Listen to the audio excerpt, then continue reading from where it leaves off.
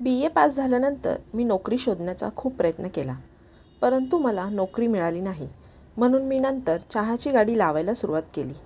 मोठ्या व्यवसायासाठी धावपळ करण्याऐवजी कमी पैशात मी हा व्यवसाय चालू केला. आणि तसंही कोणतंही काम छोटं किंवा मोठं नसतं. चहाची गाडी उभी करून मला जाणवलं की इथे रोज अनेक लोकांचा मला सामना करावा लागतो. प्रत्येकाची वागण्याची पद्धत वेगळी असते आणि बोलण्याची शैली देखील. एके दिवशी मी माझे काम करून घरी जात असताना मला एक अतिशय सुंदर मुलगी माझ्या दिशेने येताना दिसली. ती मुलगी एवढी सुंदर होती की तिची एक झलक कोणी पाहिली तर त्याचे हृदयाचे ठोके तो विसरून जाईल. मी फक्त तिच्याकडे बघत होतो. ती माझ्या अगदी जवळ येऊन उभी राहिली. तिने माझ्यासमोर हात पसरल्यावर मी शुद्धीवर आलो. ती माझ्याकडे भीक मागत होती. तेव्हा मला कळले की ती भिकारी आहे. मी तिला भीक दिली, पण मी तिच्यावर पूर्णपणे फिदा झालो होतो. भीक मागून ती दुसरीकडे गेली, पण माझी नजर सतत तिच्यावरच होती. दुसऱ्या दिवशी कामासाठी घरून निघालो तेव्हा पाहिलं की ती सुंदर मुलगी आज कुठेच दिसत नव्हती. मला खात्री होती की आज पण ती इथेच येईल. थोड्या वेळाने ती मुलगी तिथे आली. आज मला तिच्याशी बोलायचं होतं. तिलाही माझा हेतू कळला. ती माझ्याशी बोलू लागली. ती खूप निरागस आणि सुंदर मुलगी होती आणि तिच्या बोलण्यावरून हे स्पष्ट समजत होतं. 7 ते 8 महिने आमचं असंच चालू होतं. नंतर मला समजलं की मी तिच्यावर प्रेम करू लागलो आहे. मग मी त्या प्रेमाचे लग्नात रूपांतर करायचे ठरवले. मी मायाला सांगितले की मला तुझ्याशी लग्न करायचे आहे. तीसुद्धा या लग्नाला तयार झाली. पण लग्नानंतर मी तिला हे भीक मागण्याचे काम करू देणार नव्हतो. मला जास्त कष्ट करावे लागले तरी चालेल, पण मी माझ्या पत्नीला भीक मागायला लावणार नाही. तिलाही माझे म्हणणे पटले. मग ती म्हणाली की ती मला लवकरच तिच्या आईला भेटायला घेऊन जाईल, जेणेकरून लग्नाची तारीख निश्चित करता येईल. मी ही गोष्ट माझ्या घरच्यांपासून पूर्णपणे लपवून ठेवली होती, कारण माझ्या इतर भाऊ बहिणी सुशिक्षित होते आणि चांगल्या नोकरीवर होते. घरात मी एकटाच उरलो होतो, जो चहाच्या गाड्यात बसून व्यवसाय करत होतो. आता मी एका भिकारणीशी लग्न केले आहे हे जर त्यांना समजले तर माझी राहिलेली इज्जतही गेली असती. त्यामुळे मी सर्व घरच्यांना न सांगण्याचा निर्णय घेतला. मग मी माझ्या एका मित्राला सांगितले, जो माझा खूप जिवलग मित्र होता. त्याने काही दिवसांसाठी भाड्याने घर घेण्यास सांगितले आणि बायकोला तिथेच ठेव असं म्हणाला.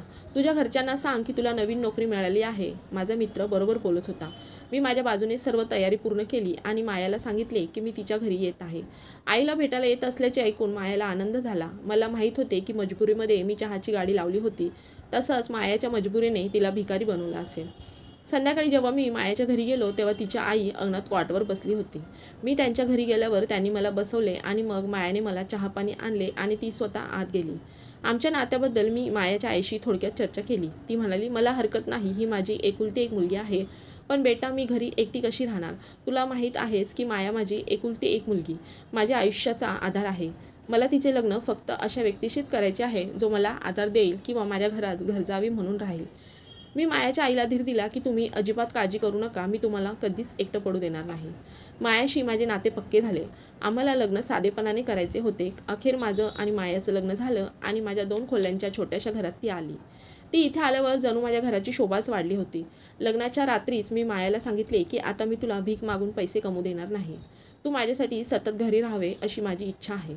आपण 2 वेळे चटणी भाकर खाऊन राहू, पण कोणासमोर हात पसरावायचे नाही. मायाने माझ्याशी सहमती दर्शवली.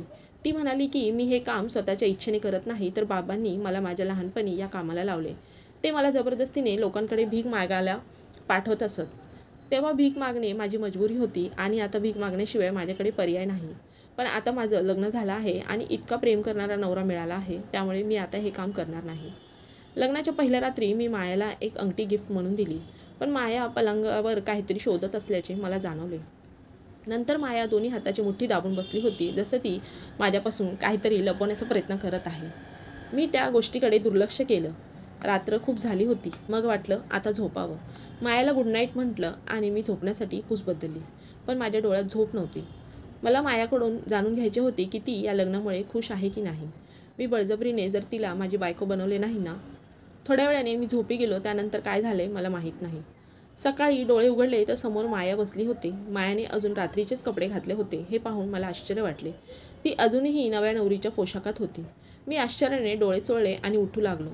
उठताना माझ्या पाठीत खूप दुखत होते. मला असं वाटत होतं की माझी पाठ पूर्णपणे मोडली आहे आणि पुढच्या क्षणी जेव्हा मी अंथरुणातून उठू लागलो तेव्हा मला माझ्या पायांमध्ये खूप वेदना जाणवू लागल्या. सुरुवातीला मी त्या वेदना किरकोळ मानल्या, पण नंतर मला असे वाटले की जणू कोणीतरी माझ्या पायावर बांबूचे फटके मारले आहेत. माझ्या शरीराचा प्रत्येक भाग दुखत होता. आता उठून चालायला लागलो तर पाय मोडलेत असं वाटत होतं. तेवढ्यात माझी नजर माझ्यासमोर मोठ्या समाधानाने खात पीत बसलेल्या मायावर पडली. मला तिच्या डोळ्यात एक विचित्र चमक दिसली. मी मायाशी काहीच बोललो नाही. मी सरळ फ्रेश होण्यासाठी गेलो, पण माझ्या पायाचे दुखणे आता खूप वाढले होते. मला अजिबात शांतता वाटत नव्हती. तेव्हा माया सहानुभूती दाखवत माझ्याकडे आली आणि म्हणाली, तुझी तब्येत बिघडली आहे का? मी तुझ्यासाठी गरम दूध आणते. तिचं वागणं मला जरा विचित्र वाटलं. थोड्याच वेळात तिने दूध गरम करून आणले. हे घ्या, मी यामध्ये घरगुती औषध देखील टाकलं आहे, त्यामुळे तुम्हाला बरं वाटेल. माझी नजर तिच्या हाताकडे गेली, जे पांढरे झाले होते.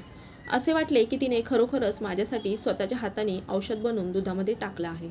मला खूपच अस्वस्थ वाटत होतं आणि आता डॉक्टरांकडे जाण्यावाचून कोणताच पर्याय नाही हे मला समजलं. डॉक्टर चौधरी यांना मी अनेक वर्षांपासून ओळखत होतो. मी अनेकदा त्यांच्याकडून औषधे घ्यायचो. मी मायाला म्हणालो, तू थांब, मी डॉक्टर चौधरींकडे जातो, त्यांच्याकडे यावर नक्कीच काही उपाय असेल. जेव्हा मी डॉक्टर चौधरींकडे पोहोचलो तेव्हा माझा चेहरा पाहून त्यांना आश्चर्य वाटले. ते म्हणाले, अरे काय झालं तुला? तुझ्या चेहऱ्याचा रंग असा काय झाला आहे? डॉक्टर चौधरींचे म्हणणे ऐकून मी काउंटरसमोरील आरशात पाहिले आणि खरंच माझा चेहरा विचित्र दिसत होता. माझी अवस्था माझ्या समजण्यापलीकडे झाली होती. नंतर मी डॉक्टर चौधरींना माझी सगळी अवस्था सांगितली. माझ्या पायात इतके दुखत आहे की मी सांगू शकत नाही. तुम्ही माझी अवस्था बघा. जेव्हा मी माझ्या डोक्याला हात लावतो तेव्हा माझ्या हातात 15 ते 20 केस येतात. यापूर्वी असे कधीच घडले नव्हते. केसांमध्ये एक विचित्र वेदना होत आहे. मला भीती वाटत आहे. बघा मला काय झाले. असा काही आजार आहे का ज्यामुळे माझे केस गळत आहेत? मी घाबरलेल्या नजरेने डॉक्टरांकडे पाहिले. डॉक्टरही माझ्याकडे आश्चर्याने पाहू लागला. असे काही नाही, तू एकदम ठीक दिसत आहेस. आणि मग मी तुला काल तुझ्या लग्नातही पाहिलं तेव्हा तू अगदी ठीक होतास. त्यानंतर काय झाले मला माहीत नाही. मग त्यांनी मला काही औषधं दिली आणि म्हणाले, हे औषध दुधात मिक्स करून पी. पण लक्षात ठेव, त्यासोबत कोणतीही थंड वस्तू खाऊ नको, अन्यथा हाडांचे दुखणे आणखी वाढेल. आणि जर तुला तरीही ठीक वाटत नसेल तर पुन्हा माझ्याकडे ये. डॉक्टरचे म्हणणे ऐकून मला काहीसा दिलासा मिळाला. मी औषध घेऊन दवाखान्यातून बाहेर पडत होतो तेव्हा मला आठवले की माझे केसही खूप गळत होते. डोक्यावर हात ठेवला की डोक्याचे अर्धे केस हातात आल्यासारखे वाटायचे. मी पुन्हा डॉक्टरांकडे गेलो तेव्हा डॉक्टर म्हणाले की मी आधी तुझ्या हाडांचा प्रश्न सोडवतो, मग तुला केसांचंही औषध देईन. कदाचित तुझ्या हाडांच्या समस्येमुळे असे होत असावे. डॉक्टरकडून औषध घेऊन मी घरी आलो, मात्र तेव्हा माया घरात नव्हती. मला खूप आश्चर्य वाटले की ती मला अशा अवस्थेत सोडून घरी कशी जाऊ शकते. मला खूप राग आला. नंतर मी माझ्या मित्राची बाईक मागितली आणि मायाच्या घरी पोचलो. मी दार ठोठावले तेव्हा मायाने खूप वेळाने दार उघडले. मला पाहून तिला आनंद झाला नाही. तिने माझे नीट स्वागतही केले नाही. ती सरळ आत गेली. माझ्या पायात खूप वेदना होत होत्या. मी पण वाद घालण्याच्या मनस्थितीत नव्हतो. माया, तू मला न सांगता इथे यायला नको होतंस एवढंच बोललं आणि मायाला माझ्यासोबत माझ्या घरी येण्याची विनंती केली. पण ती मान्य झाली नाही. ती म्हणाली, मी आईला भेटायला आले आहे, तिला भेटल्याशिवाय मी जाणार नाही. मी पण विचार केला, तिच्यावर जास्त बंधन टाकणे बरोबर नाही. तिला मनसोक्त आईसोबत गप्पा मारू देत. अखेर ती तिच्या आईची एकुलती एक मुलगी आहे. आईशी बोलल्यावर ती स्वतःहून घरी येईल. शेवटी तिचेही माझ्यावर प्रेम आहे. मी घरी आलो. मला खूप विचित्र वाटत होतं. दुसऱ्या दिवशी माझी तब्येत थोडी बरी झाली होती. संध्याकाळी माया आली तेव्हा ती म्हणाली की आता मला तुझी काळजी नाही. मला माहीत आहे की तू आता लवकरच आमच्या मार्गावर असशील. मायाच्या या बोलण्याचा अर्थ मला काहीच समजत नव्हता. मी म्हणालो, माया, मला पुढे यायचे आहे आणि तू मला मागे खेचत आहेस. मायाने हातात दुधाचा ग्लास धरला होता. ती माझी काळजी घेत होती, पण मला विचित्र वाटत होते. माया माझ्याशी नीट बोलत नव्हती आणि माझी काळजी घेत नाही. नेहमी ती मला काही ना काही खायला प्यायला सांगायची आणि तिने दिलेलं काहीही खाल्लं प्यायलं की माझी तब्येत आणखीनच बिघडायची. मी पुन्हा डॉक्टरकडे जायचा विचार केला आणि यावेळी मायाला न सांगता जायचा विचार केला. मी पुन्हा डॉक्टर चौधरी यांच्याकडे गेलो. डॉक्टर त्यावेळी त्यांच्या दवाखान्यात नव्हते. मी डॉक्टरला भेटल्याशिवाय घरी जाणार नाही असं ठरवलं होतं. नंतर मी माझ्या मित्राच्या घरी गेलो. 2-3 तासांनी मी मित्राच्या घरातून निघालो आणि दवाखान्याच्या दिशेने निघालो. जेव्हा मी तिथे पोचलो तेव्हा मला दिसले की माझी पत्नी माया तिथे आधीच हजर होती. तिने डॉक्टरकडून काही औषधं घेतली होती, पण मी तिच्याशी काही बोलायच्या आधीच ती बाहेर पडली होती. मी डॉक्टरला मायाबद्दल विचारलं, ती इथे का आली होती? तर डॉक्टर मला विचारू लागला की तू तिला कसं ओळखतोस? डॉक्टरांच्या बोलण्याचे मला आश्चर्य वाटले. अहो, ही माझी बायको आहे. तुम्हाला माहीत नाही का? तुम्ही माझ्या लग्नाला हजर होतात ना. तुम्ही मायाला ओळखले नाही असे दिसते. अरे, तू शुद्धीवर तर आहेस ना. लग्न करण्यापूर्वी तू चौकशी केली नाही का? लग्नाच्या दिवशी कदाचित मी हिला नीट पाहिलं नसेल म्हणून आता मी हिला ओळखू शकलो आहे. ही माया नाही, ही मोना आहे. डॉक्टर चौधरी माझ्याकडे रागाने बघत म्हणाले, तुला हिचे कारनामे माहीत नाहीत? तुम्हाला काय म्हणायचं आहे डॉक्टर? तुम्हाला तिच्याबद्दल काही माहीत आहे का? मी टेन्शनमध्ये विचारले. तिच्याबद्दल सर्वांनाच माहीत आहे. ती अनेकदा पोलीस ठाण्याची हवा खाऊन देखील आली आहे. तुला माहीत नाही का की ती एक शातीर स्त्री आहे, ती सर्वात आधी तरुणांना आपल्या जाळ्यात अडकवते, कदाचित तूही, असे म्हणत डॉक्टर गप्प बसले.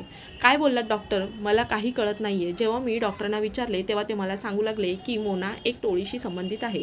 ही अतिशय प्लॅनिंगपूर्वक काम करणारी टोळी आहे.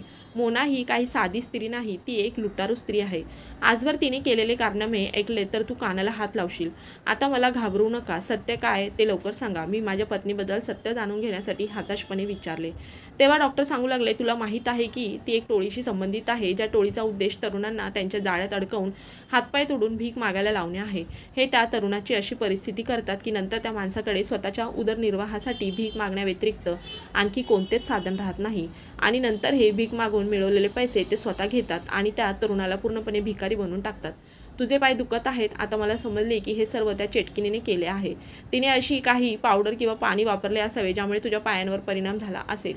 हे बघ, लवकरात लवकर त्या बाईला सोड. डॉक्टरचे सर्व शब्द ऐकून माझे डोळे उघडले. खरंच माझ्या केसातील काजळी आणि पायात दुखणे हे दर्शवत होते की मोनाने मला काहीतरी खायला दिले असेल. एका रात्रीत वेदना एवढ्या वाढल्या की मला चालायलाही त्रास होऊ लागला. हे असं अचानक होऊ शकत नाही. त्याच चेटकिनीने काहीतरी केलं आहे माझ्यासोबत. डॉक्टरांकडून मी घरी पोचलो तेव्हा मला दिसलं की मोना शांतपणे बसलेली होती. घरी पोचताच ती मला म्हणाली, तू बस, मी तुझ्यासाठी चहा करते.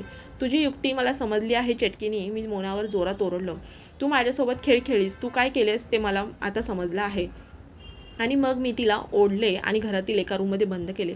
मग मी पण तिच्या खऱ्या रूपात आली. तिने मला शिवीगाळी आणि धमक्या देण्यास सुरुवात केली की जर मी तिला सोडलं नाही तर तिच्या माणसांना सांगून मला खूप मोठं नुकसान करेल. मी तिचं काही ऐकलं नाही. मी ताबडतोब पोलिसांना बोलावून तिला पोलिसांच्या ताब्यात दिले आणि ते भाड्याचे घर सोडून आईवडिलांकडे परत आलो. या प्रसंगातून मला शिकवण नक्कीच मिळाली. पालक आपल्या बाबतीत नेहमीच चांगले निर्णय घेत असतात. आपण त्यांचं ऐकायला पाहिजे. जर मी असं लपून छपून लग्न केलं नसतं, आईवडिलांना विचारले असते तर आज माझी ही अवस्था झाली नसती. माझे पाय दुखणे आणि केसांची समस्या अद्याप सुटलेली नाही. पण मी देवाचे आभार मानतो की माझी परिस्थिती आणखी बिघडण्याआधीच मला सर्व सत्य कळले आणि मी एका मोठ्या टोळीच्या जाळ्यात अडकण्याआधी सही सलामत बाहेर निघालो. मित्रांनो, तुम्हाला ही कथा आवडली असेल तर व्हिडिओला लाईक करा आणि अशा छान छान व्हिडिओ पाहण्यासाठी चॅनलला